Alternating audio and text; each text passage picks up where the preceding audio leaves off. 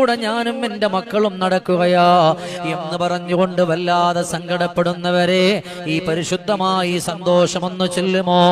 യാ ഹയ്യു യാ ഖയ്യൂം ബിറഹ്മതിക അസ്തഗീസ് അസ്ലിഹ് Lee ശഅനി കുല്ല വലാ തകിൽനി ഇലാ നഫ്സി തറഫത ഐൻ.